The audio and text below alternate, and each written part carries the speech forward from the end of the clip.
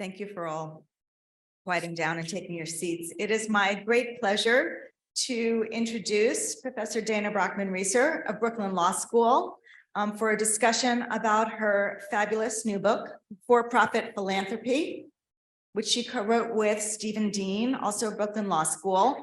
And I just want to point out that there are copies of the book available for purchase, and Dana will sign them for you. So I hope at the end of the talk, you'll be wanting more of what's in for-profit philanthropy. So I want to start by asking you to talk a little bit about the major themes in your book, and maybe start by unpacking your title. You call out three particular phenomena for attention: limited liability companies, donor advised funds, and strategic corporate giving. And you argue that each of these are on the rise and that each of them should worry us in some way. And so maybe you can start out by sharing some more detail about each example, what's important for readers to know about this phenomenon. Thank you. And thanks to all of you. It's great to be here at the Grunin conference, which I've been to many times, both virtually and in person. And it's really fun to share this work with this group. So we have a very long subtitle, which I'm told is excellent for search engine optimization, but not necessarily for book cover design.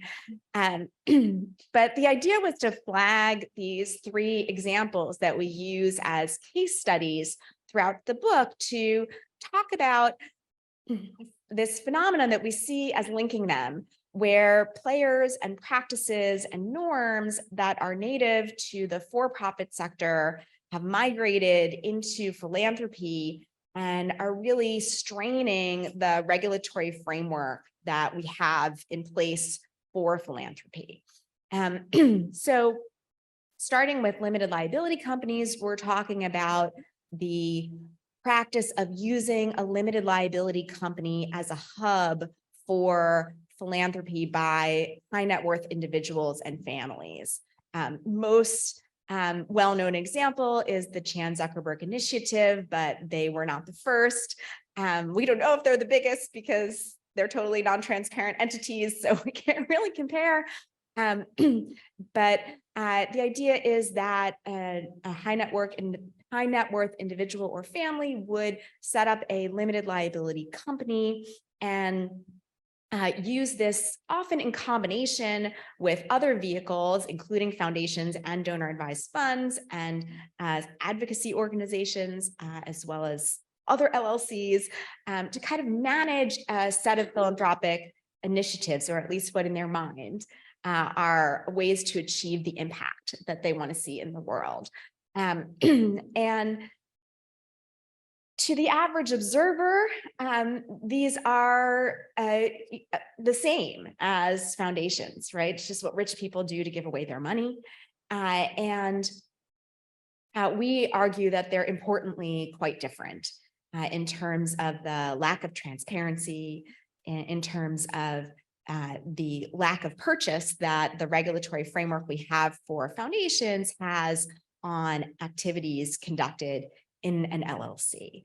And so we're worried about, you ask, what are you worried about? One of the things we're worried about is transparency being lost in some of these for-profit philanthropy innovations. The second example is the donor advised fund. Particularly, we're talking here about commercially affiliated donor advised funds, which, as I'm sure many of you know, dominate the space in terms of assets. And we're particularly talking about the use of these funds by elite philanthropists, not necessarily the kind of story of the democratization of philanthropy that you often hear about donor advised funds, let everyone with $1,000 be able to create an endowment. But we are concerned about how particularly the commercially affiliated donor advised funds are being marketed as a foundation substitute to the very individuals who would be perfectly capable of setting up foundations and would, there are many foundations that are much too small, right? I'm aware of this problem, but we're quite concerned about the use of donor advised funds by very high end donors to, again, avoid transparency, but also concerns that have been raised by many others around timing because of the lack of distribution requirements that are imposed on donor advised funds. We do know on average that donor advised funds do pay out at consistently higher rates than the private foundation requirement. We don't know anything about individual funds because of the lack of transparency. So those two issues are very much related. And then our third example around strategic corporate giving really deals with, not a new phenomenon, but something that's been kind of a rolling change through corporate philanthropy for at least the last couple of decades, where we've really seen philanthropy by our largest corporations become kind of embedded within business models, as opposed to being an exception to the profit-making goal. Corporate philanthropy now is conducted in service of the profit-making goal, and often in coordination with other efforts around corporate social responsibility and ESG. And there we are also concerned about transparency, because much of this giving is conducted by the corporation itself rather than through a foundation. So you do lose transparency there. And that choice of where to do the giving is quite selective, right? So corporations are able to tell the story that they wish to tell and not the stories that they don't wish to tell. we also are calling out kind of this question of the targeting of philanthropy, really asking the question, is it philanthropy to engage in some of the kinds of projects that are highlighted as philanthropy? I was just looking for another project at the corporate philanthropy program of Walmart, pretty big company, right? One of its key priority areas is to develop the talent pool for retail. I'm not sure if that's philanthropic. I mean, job creation is a good thing, but developing studies and programs that will steer individuals toward retail jobs, that will make them more prepared for retail jobs. It's certainly benefiting Walmart, and it may also be benefiting these individuals. I don't know that I would see it as pure philanthropy. So the question of kind of how the conduct of corporate philanthropy has become more and more in service of its profit-making goals raises these questions again about, have we got a regulatory system that helps us understand when elite individuals, families, and institutions are engaging in other regarding altruistic activity versus when they're engaging in their self-interest, which may have positive externalities. Okay, so I want to dig in a little bit to each of these three vehicles, because I see them as having sort of independent issues that they raise. So let's start with the limited liability company, which is the way that you start in the book and what you first described here.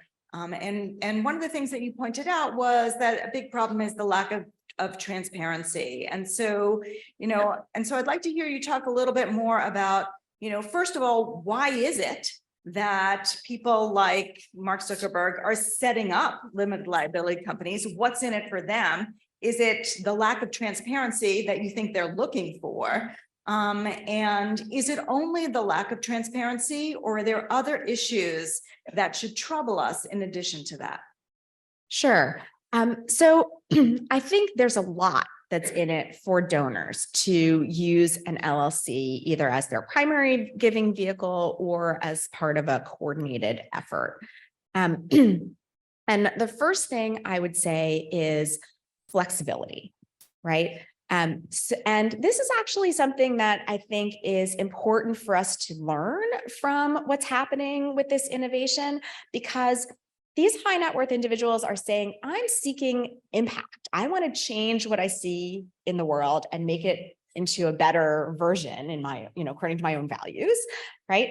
And that's what being a philanthropist is, right? I think that's the kind of broad vision being pursued by these individuals, and they're fairly agnostic about the tool they use to get to the impact, right? And so they're happy to make a charitable grant, right? And even to run that through a foundation if that's part of their set of coordinated vehicles, if that's the way they're going to get the impact.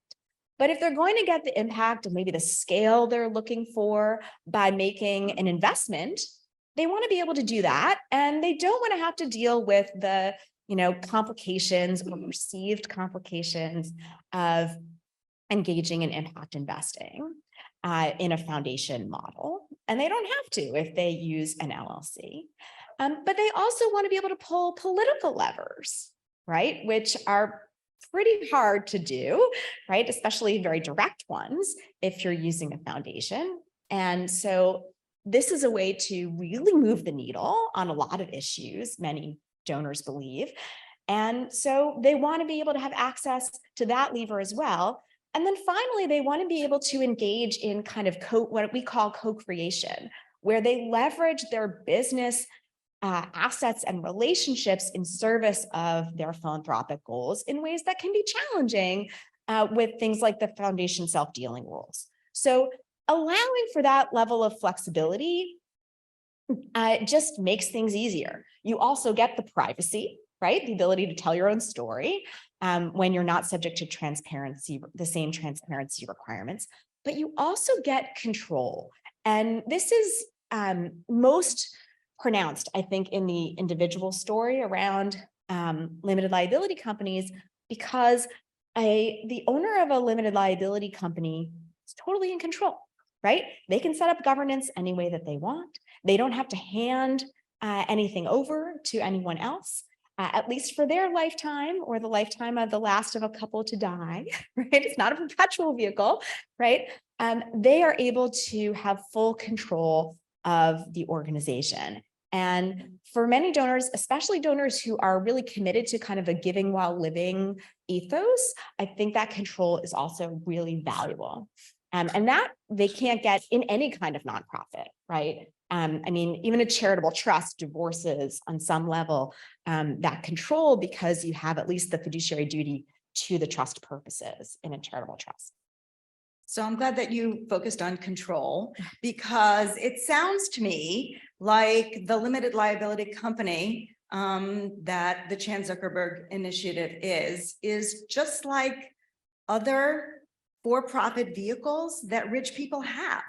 And, I want to sort of turn the tables onto us, those of us who are observers and participants in the nonprofit sector, and ask whether we should be talking about these things as philanthropy at all, right? I mean, have we fallen for some diabolical marketing scheme that Mark Zuckerberg has thought up so that we've been duped into thinking that we should put this in the category of philanthropy, right? That rich people do all kinds of things with their money. And maybe this is just one of those things. I mean, I think it's worth considering whether, these LLCs are some kind of deep fake. I think that makes sense to ask that question. But I don't know. I mean, I push back against the kind of lay idea that this is part of philanthropy, because I think the lay idea that this is part of philanthropy connects to this idea that there's some regulation, that there's some cabining of the power that a philanthropist is able to wield, and that's not true, right? For LLCs, but as scholars and experts and commentators and hopefully change makers in this space, I think it is important to talk about these vehicles, both because we need to kind of unmask where we may not buy and the public shouldn't buy what they're selling, right? That it really might be more like self-interest if, all of the impact investments for the first 5 years of the Chan Zuckerberg Initiative were ed tech companies. I don't know, why are they all ed tech companies when you're engaged in the production of technology in your day job? I think it's worth asking those questions. But I also think it's important to think about these vehicles as part of the philanthropic space, because there are ways of achieving impact that were not sufficiently mined by traditional philanthropy. And I do think that thinking about the promise of political advocacy and thinking about the promise of co-creation is important. And the fact that some of those things are closed off to philanthropy organized as a traditional foundation were made very difficult. I mean, the point about impact investing has been made by everyone in this room for years, right? Limiting access to those tools is also a problem. So for those two reasons, I think it's worth talking about. Okay, so I want to shift now to your second example, the donor advised fund. And maybe you could just talk a little bit first about how they work. And then we can dig in a little more on questions about them. Sure. So a donor advised fund is an account held by a sponsoring organization. And the sponsoring organization is a public charity under the rubric of the Internal Revenue Service. It doesn't actually have any charitable activity other than as a, conduit for the funds that are contributed to it to the recipients of those funds. The donor advice referred to in the title is the idea that when someone as a donor establishes one of these accounts, they retain not ownership or control of the assets, but the right to advise on how the assets should be invested and when and how the assets should be distributed. Although distribution is limited, they can only be distributed to charitable entities. This is quite different, importantly, from the LLC, where if, Priscilla Chan and Mark Zuckerberg decide there's something better to do to save the world or to make them happy, they can just take all the money back from the LLC. You can't do that with the donor advised fund. I don't think they're about to do that. The reputational harm would be significant. And I don't mean to suggest any of the LLC founders are, keen to take the money back immediately, but it is certainly possible. And when an LLC is not as well publicized, it's going to be a lot easier to do that. But for a donor advised fund, you can't claw the money back. Once it's in the donor advised fund, it is committed to the charitable stream. But when that advice actually will come and the assets will be dispersed is a matter of the donor's choice. And the donor can also pass along those advising rights to future generations. So this could be quite a long time in coming. This issue around timing is one that's been addressed by a number of scholars, and many have challenged whether it's appropriate to have no kind of distribution rule that forces some of these assets out. And there's the ACE Act in Congress about that issue, which we're quite sympathetic to. But we also are concerned about how donor advised funds mask the identity of donors, because although the holder, the sponsor organization, must issue information about where assets are being distributed, it's aggregate information, not tied to a particular donor. So you can really obscure the links between donors and particular charities, which certainly shouldn't be too much of an issue. If I write a check to my alma mater or my local community development organization, but is much more of a concern around the billion-dollar donor advised funds that we have learned exist. And I think that's all I would say about how they work. Okay, great. So, so you raised, the concern about transparency. So that's something that's similar between the LLC and the donor advised fund. But I agree with you that there are many differences between the donor advised fund and the LLC, and the problems seem to be independent. And there are really sort of two problems that seem to, that seem to arise with respect to the donor advised funds. And I'm wondering if you could talk a little bit more about first the problem of the investment companies, right? So the Fidelity Charitable Fund and the Goldman Sachs Philanthropy Fund have become the largest recipients of charitable contributions in the United States. And so my first question is, so how much are you concerned about these big investment companies really sort of skimming off the funds available for charity, and also sort of using the charitable sector really in service of their own profits? And I guess the second concern that I have is slightly different, and you alluded to it a little bit, but I was wondering if you could talk a little bit more about the problem with the acceleration of the charitable deduction. When the donor gives to the donor advised fund, they get the charitable deduction, but that money might just sit there in Fidelity for decades before it's actually paid out to the charity. And so it seems to me that sort of the benefits that are going to the investment fund are very different from this question of the benefits that are going to the donors that don't get translated into timely resources that are available for charities. Yeah. So I think the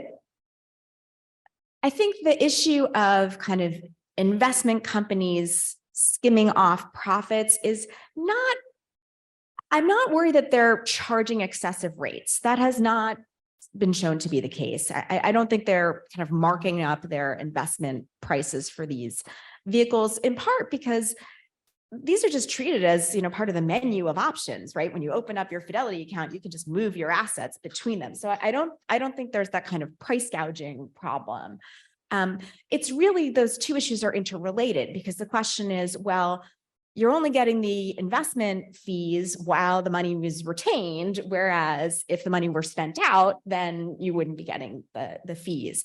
And there I do think that, there's a reason why they've grown so quickly and become so huge. It clearly is valuable. I think it also was really valuable as client service to these firms. I think the real question is around timing is what's the delta, right?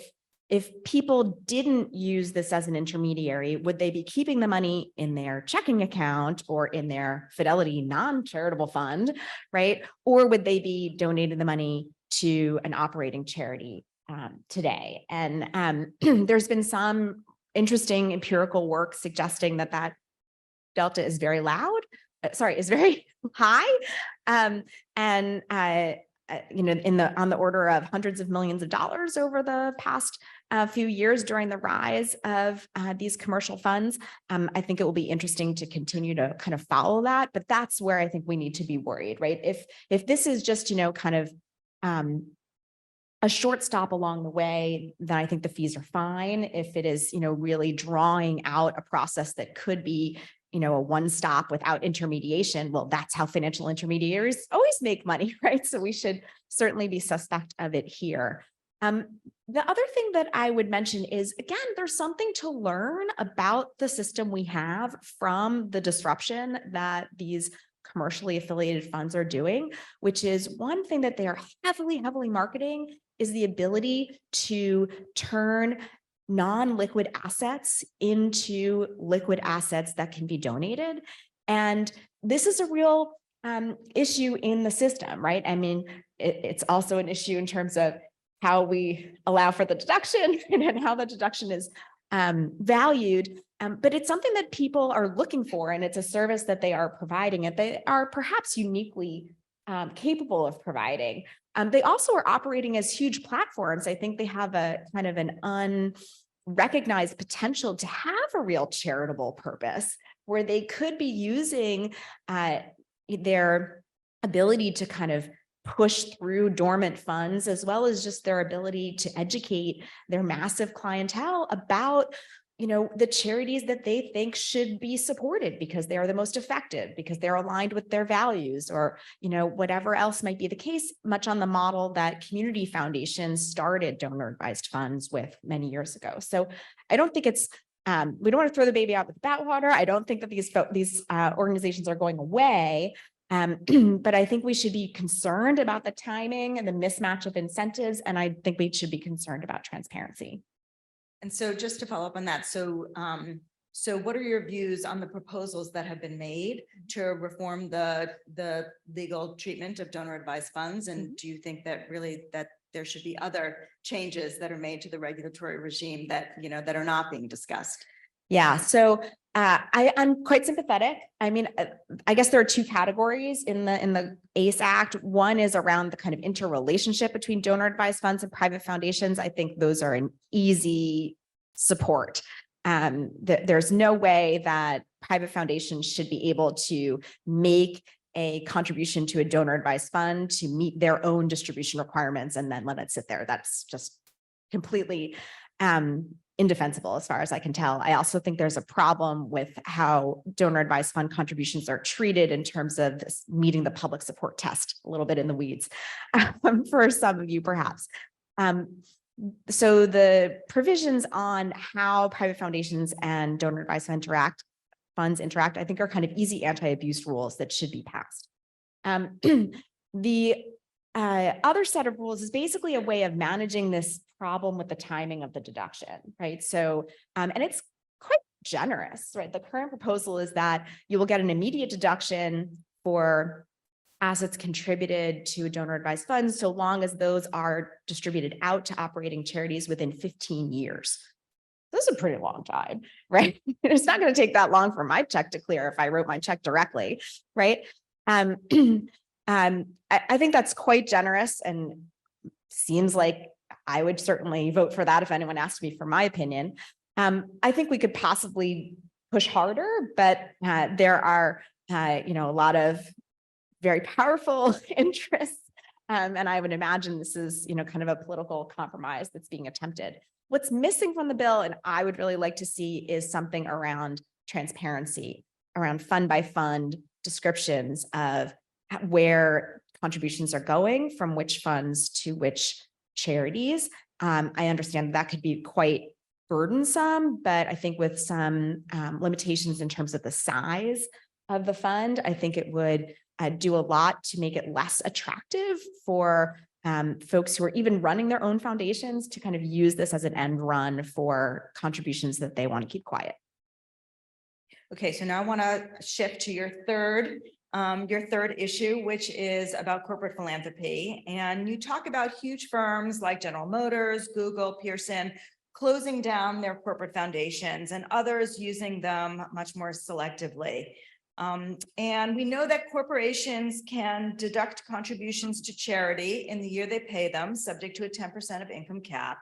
But we also know that they can deduct unlimited business expenses in the year in which they accrue, which might be the year they pay them or might be a different year. And so, given that there are sort of these two choices that corporations have, I was hoping that you could talk a little bit more about this choice between using foundations versus incorporating your philanthropy into your business model. And sort of, whether you believe that it's better for corporations to support charitable institutions or to really incorporate their support for desirable goals, within their business model.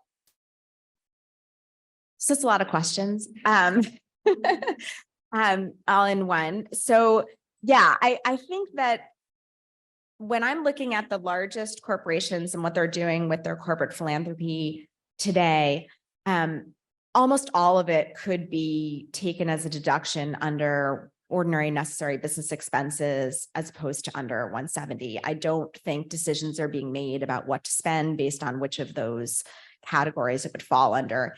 Indeed, I don't think that choices are being made around whether to engage in direct corporate giving versus giving through the foundation based on the question of where it would be deductible.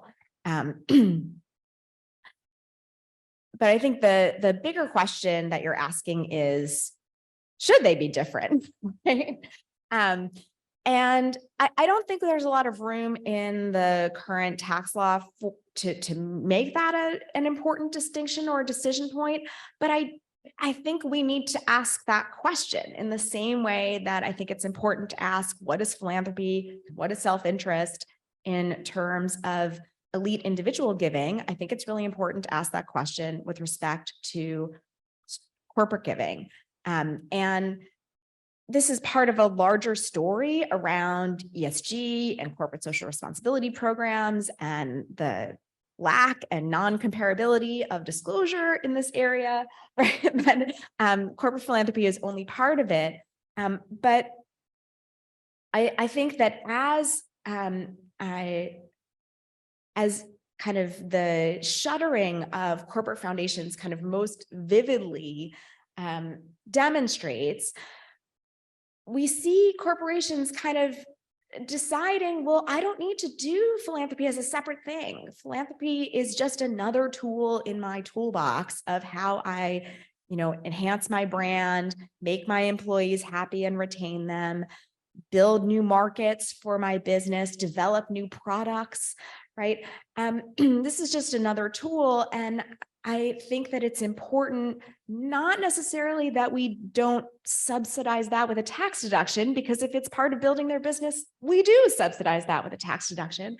But I think what we need to do is have a conversation and kind of unmask some of the philanthropy that may or may not be such, so that we can be more critical about these really powerful players in our market. Part of what the book was prompted by was being shocked when looking back and seeing the incredible skepticism that was generated around efforts by some of the robber barons at the start of the 20th century moving into the philanthropic space. Was like, how could you, terrible people who, became so wealthy on the backs of all of us, suddenly decide what's good for us? Where is that outrage, right? Was, kind of what was in part motivating this book. And I think that the strategic corporate giving part of the book is where we kind of continue to try to pull those threads through. So I'm glad that you sort of talked about the connection to really the power structure of capitalism, because, when I step back and look at your bigger story, I wonder whether or not we have really expected too much of philanthropy all along, and whether this is really part of that story. So should we understand philanthropy really as part of the power structure of capitalism, increasing and solidifying the influence of the wealthy? And so I guess, my question really is, how much faith do you continue to have in the ability of private charity to do good? So it's a good thing my co-author isn't here, because then we would have like kind of a little fist fight, because he is much more down on the ability of private philanthropy to do good. I am still a philanthropy booster. I still think it has the ability to do good. But I don't disagree with your characterization that philanthropy is part of capitalism, right? And it's a particularly American version of capitalism that I think it's a part of. I think you see seeds of similar, stories in other countries around the world, about which I am not an expert, even if I'm an expert on America. But it's particularly, I think, appropriate to think about philanthropy that way in our society in the US. So the question you ask, have we asked too much of philanthropy? I don't think so. I think we should be very demanding of philanthropy, because philanthropy is, the way that elite institutions and individuals claim that they are kind of morally justified in retaining their unequal positions. So I think we should ask a ton of philanthropy. We should ask for it to be truly impactful. We should ask for it to be transparent. We should ask for it to be innovative. I think we should ask a lot of it. The question I think the book is more focused on is, what should we ask of philanthropy regulation? And I think too often we have thought about philanthropy regulation as a subsidy. It's just a subsidy system. It's a way to get people to do something that's good. And I think that's not quite right. I think we want to conceptualize philanthropy regulation as a way to manage this incredibly powerful tool of elite influence, a way that the rich and powerful can magnify their influence in our society. And they've got so many other ways to do it too, right? But I think we want to think about philanthropy regulation in that way. And that's why I think issues around transparency and timing and targeting of philanthropy are so important to focus on, because however we might do it, and I'm not sure the tax system, is capable of doing it all today, if it ever was. But I think that we have to find some way to reckon with philanthropy's role in our highly unequal society. I don't, by the way, think that reckoning with it in the philanthropic space will solve all the other problems, right? This is obviously just a corner of a larger story about power, but I think that it's too often kind of papered over. Well, this is where they're doing good, so we don't have to challenge, kind of what's happening in this kind of inequality story. So just following up on that last point that you were making, so sort of to come at it from the other way. So do you think that these phenomena that you're talking about in the book, really show us that government has just kind of lost the ability to regulate? And, I wonder how much of what I see in the book as your nostalgia for the private foundation, and maybe that's not really right characterization, but, but this idea that the private foundation, was a way to regulate that we now have just completely lost the ability to do. And whether or not we can possibly get that ability back. Yeah, so I think it's a fair critique to suggest that we are nostalgic about the private foundation, although I've been writing about philanthropy for over 20 years, and I certainly am not here to tell you that everyone should be a foundation and foundations have no flaws. I mean, half of the scholarship about foundations is telling us how problematic they are, and I'm aware of that. But if you're worried about the issues that have been raised around foundations, you should be even more worried about these stories. That's really the point of kind of it, to the extent we put foundations on a pedestal, that's the reason, not because we think they're without flaw. Your larger question, though, have we just lost the ability to regulate? Maybe. I hope not. We talk about some kind of small fixes that we think would be helpful in this area. Some we've talked about already in terms of donor advised funds, the platforming effect that they have, and being able to kind of push them to use that power for good. We have a proposal in the book that would argue for regulation requiring commercial sponsors to identify charities to whom dormant funds should go, and to kind of use their power as a platform to take a position on their own values as a charitable institution. And we think one great place that they might direct charities is to underfunded Black-led charities. But obviously the sponsors will make their own choices. I think that might be, a good idea for regulation. Certainly won't solve the whole problem, but it's a step. We also talk about how individual philanthropists can improve the situation. And although Chan Zuckerberg comes in for a lot of criticism in our book, they've actually been, doing a lot of kind of iterative disclosures, voluntary disclosures on their website that are incredibly helpful to scholars, to media, to people who want to understand what they're doing, and have been fairly responsive to critiques about lack of transparency that were raised early on in their tenure. And there are other examples as well. The Omidyar Network is also transparent about its advocacy activities. Very, there certainly are role models out there. We don't know how bad the role models are for, poor behavior, right? But I think they can be part of the answer too. And then finally, we could totally take a big swing, right? Like we could have much more aggressive wealth taxation. We could have much more progressive income taxation. We could totally destabilize our electoral, unequal electoral system. Those would all be great by me. I don't know if they're going to happen or if I'm the person to, be the architect of those changes. But if we're kind of reconceptualizing philanthropy as a feature of capitalism and as a feature of inequality, then I think it's important to think about how we regulate philanthropy as a part of all of those big swings. And so we also talk about some of the ways that that might happen in the book. And I have some, I guess I still have some optimism left for the law, waning sometimes these days. But I think that's what we're all here for. So whether it's through kind of private ordering and pushing the philanthropists that we have influence over in the right direction, or through regulation, I think that there are improvements to be made.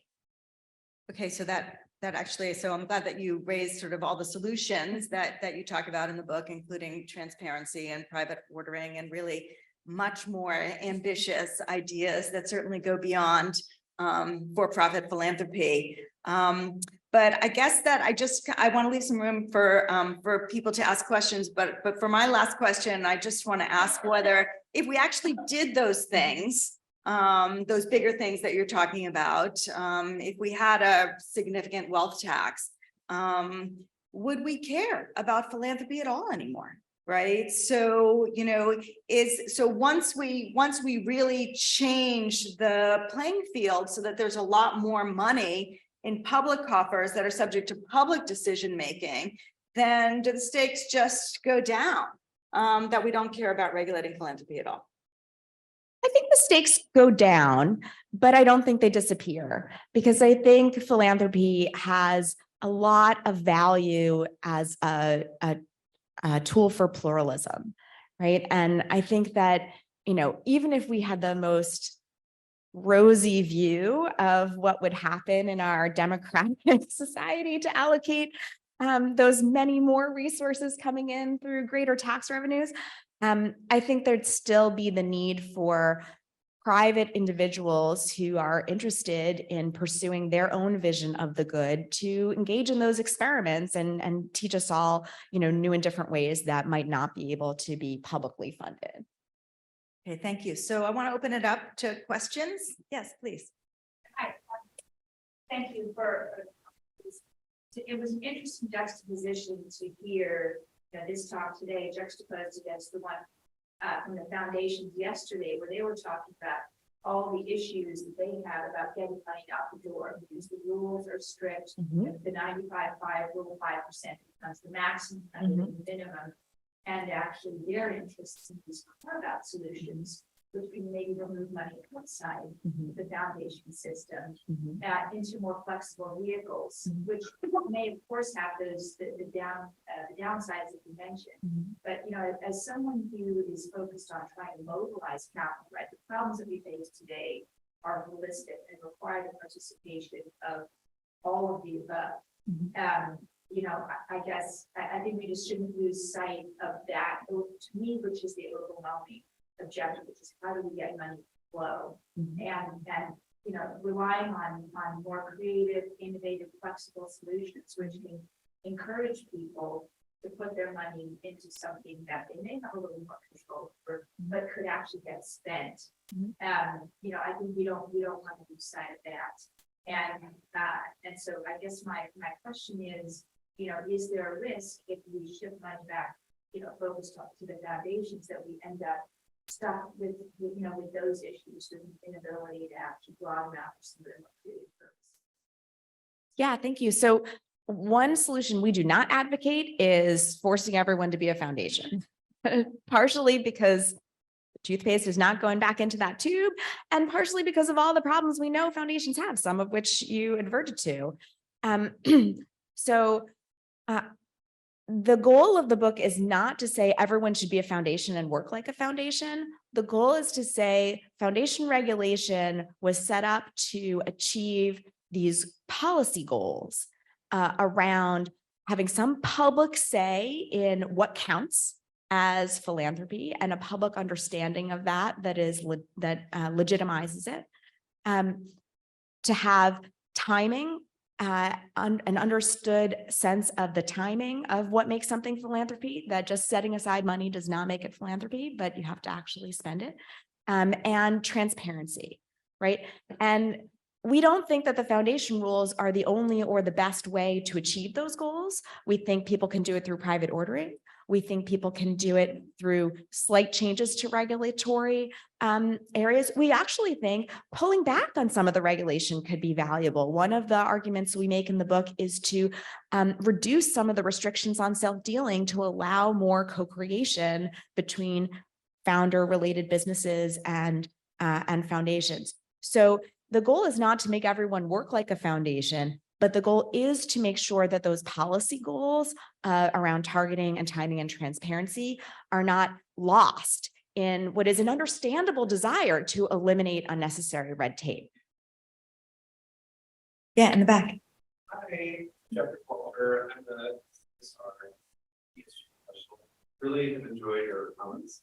I'm reading a book right now that reminds me a lot of what you're talking about, called Decolonizing Wealth. Mm-hmm. And it's by an Indigenous author who talks a lot about how the colonial system is how keeping the wealth and philanthropic dollars in the hands of white folks. It makes it very difficult for people of color to access and even not reverse that. I was wondering, did you read that as part of your source material? And if not, what were some of your source material that you read as the basis of your work? Yes, I definitely did use that book. And I mean, come to my office. I've got a whole lot of source material, but if you're interested in that particular set of issues, you might also really find Maribel Morey's book on white philanthropy, very useful resource as well. It's a little bit newer than, I think it's Villanueva's book that you're mentioning. So yeah, a lot of our thinking was certainly, motivated by this question. And I think a lot of the innovative giving vehicles are motivated by this question of how to remove some of what has been the kind of philanthropy industrial complex, from getting money to where it's needed most, and also sharing power, or even better, returning power, right, to the individuals whose lives are going to be affected by the changes that are being implemented. And so I think that that's certainly not what every high-end philanthropist has in mind, but it is a vein in this area that's really important to recognize. Yes. I think from Bolivia, first of all, congratulations. The book focuses about the U.S. system, and I would like to know whether our animals developing occurring in other jurisdictions.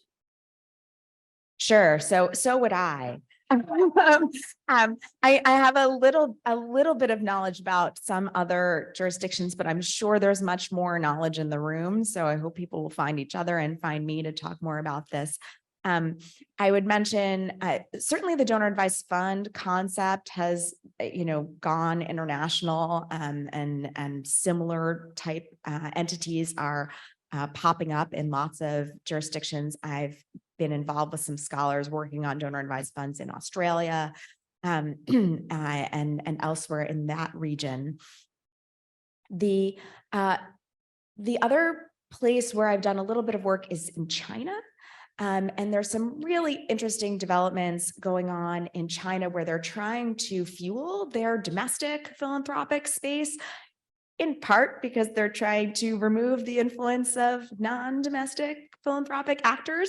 But it's very interesting to see some of the legal changes that are going on there that have some similarity to what I'm describing. They've recently created a charitable trust type entity that gives far more control to donors, to individual donors, that's being used kind of selectively by some high net worth individuals. We also see a huge amount of growth in corporate giving in China, and in a way that is massively kind of interconnected with the business. So the development of the kind of largest platform for charitable giving in China was done by, kind of a social media company, and now, a huge percentage of the donations that are occurring are going through this company, and it has massively increased the donations, but it's also massively helped this company, right? So you certainly see similar developments, and lots of the companies in the strategic corporate giving section are multinationals, so they're operating in, a lot of jurisdictions. You also see the influence of this style of corporate giving in attempts to kind of improve the social license to operate in locations where multinational firms are operating. And again, it's great if it really helps the people who live there, and it also really helps the company to have an easier path to profit, right? So I think you see a lot of examples that resonate, but I'm trying to learn more about other jurisdictions. Thanks. I think we have time for one more question in the back. Thank you.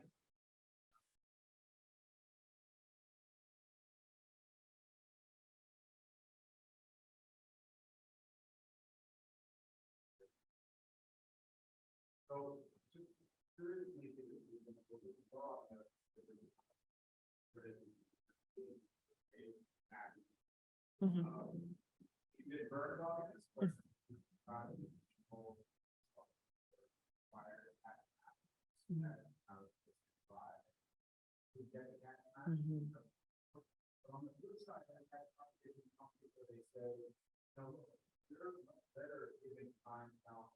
We're not under, and we have a project has or we might be there. Now project training. Yeah, I mean, I think your experience is very telling, right? Because there are pros and cons, right? So I do see a real bump in product donation and particularly volunteer time coming, within what corporations speak about as their philanthropic footprint, in addition to cash. And obviously, the product donations and the employee time can only come directly from the corporation, can't come from the foundation. So that can be incredibly valuable, right? And sometimes it's not, right? We've, I think, Linda, you wrote about this years ago, right? With medical product contributions, that if it's just what you need at just the time that you need it, it's really valuable. But the thing about cash is it can buy just what you need about at the time that you need it, right? And so I think that there's room for both, and both can be truly philanthropic, but they also can be kind of, a product of this kind of win-win discourse. And it's really just important to know more about what's happening than the kind of our community investments are $250 million a year. What does that really mean? So please join me in thanking Dana for this wonderful discussion.